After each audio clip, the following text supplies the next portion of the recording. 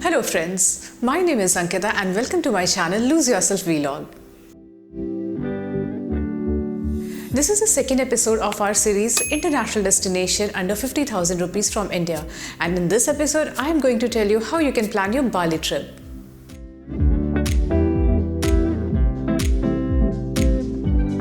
Bali is one of my absolute favorite destinations. It is full of vibrant culture, delicious food, amazing hotels, beautiful sunset, and of course beaches. So in this episode, I am going to give you my 7 days itinerary to plan your Bali trip from India under 50,000 rupees per person.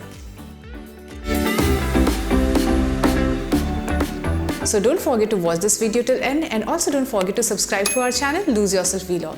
There is a special segment of bonus travel tips in the end of this video. I have specially made it for you guys. So let's get started. Bali is an year-round destination, but the best time to travel is when the season is dry, that is from April to October. It has two seasons, dry season and the wet season. The wet season is also a good time to go to Bali. You can get flight to Bali from most of the major Indian cities. There is no direct flight to Bali. You have to come via Kuala Lumpur or Singapore or Bangkok or Jakarta. If you book a flight at least 3 months in advance, you'll get a cheaper rate. From most of the major Indian cities, you will get flight under 25,000 rupees per person. The cheapest flight you'll get is from Cochin International Airport.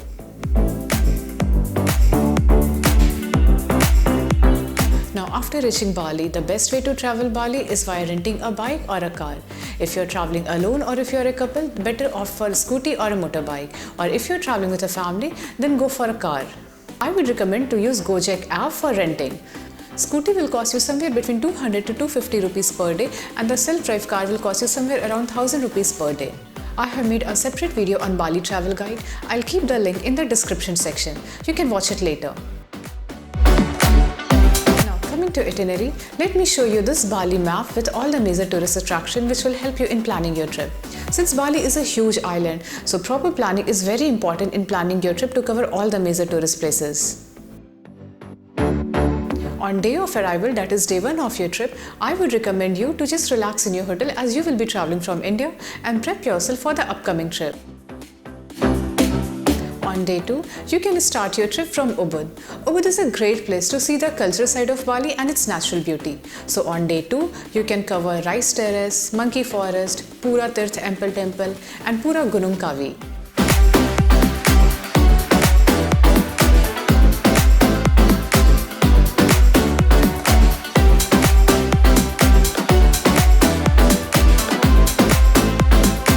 I have kept day 3 also for Ubud and Mengwi. You can visit Kanto Lampu Waterfall, Timbuana Waterfall, Goa Gaja, Ubud Water Palace, Saraswati Temple, Royal Palace of Mengwi and Tanha Lot. If you're not traveling with a small kid, you can also go for Mount Batu trek in the morning, and in evening you can visit Tanha Lot. So you can select any of these options based on your preferences. On day 4, I would recommend you to go to the eastern side of Bali temples, which are Pura Besak, Lempu Yanak, Tirth Ganga. This tour has become very common in recent days because of its Instagrammable pictures. If you rent a car, then this tour will cost you somewhere around 1500 rupees. And if you rent a car with a driver, then this tour will cost you somewhere around 3300 rupees.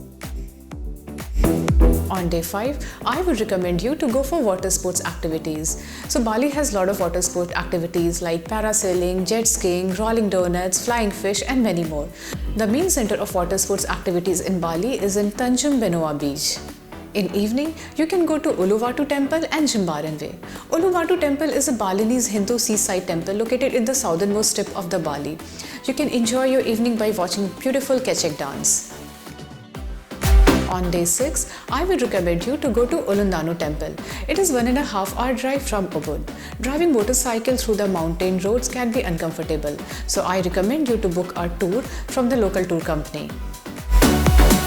On day 7, you can visit Seminyak area and its beach, and then you can catch your flight back to India.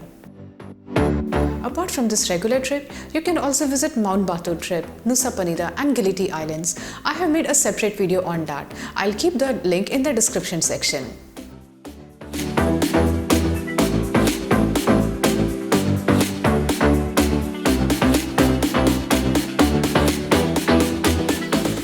coming to accommodation in Bali, you will easily get beautiful Balinese style villa or hotels under 1500 rupees for double sharing in 3 to 4 star hotels. Now eating out in Bali is very cheap, especially the local food. And if you're a vegetarian, you'll get a lot of vegetarian options. So keeping a budget of rupees 1000 per day is sufficient enough to eat anywhere in Bali in a mid-range restaurant.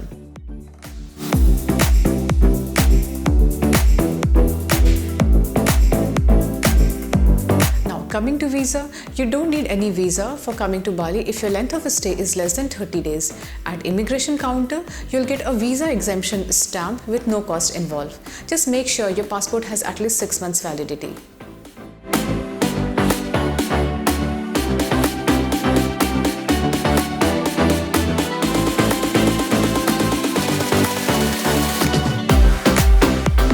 Now here is the bonus travel tips for you guys. Download Gojek app. It is quite useful within Bali. You can book bike, taxi or even order food online. Getting a massage in Bali is super cheap. In fact, it is cheaper than Thailand. You can get a massage starting from 400 rupees per hour. So if you are in Bali, take advantage of that. Bali is amazing for shopping, but bargaining is everywhere. So whatever you shop, either from street market, local stores or high-end stores, bargain properly. Bali is a big island and you can expect a lot of traffic everywhere. So choose your base properly. You'll get a lot of money exchanges in Bali. Generally, the rates are better in main cities compared to airport. Apart from this, I have already given general tips regarding cheap flight bookings, navigation maps, etc. in my previous video. So do watch it out for more details. Hope you like this video. Please share it with your friends and family who are planning to visit Bali. If I have missed out any points, please feel free to write in the comment section to help fellow travelers in planning their trip. Thank you for watching this video and I'll see you in my next video with a different destination. Until then, stay happy and keep traveling. Thank you.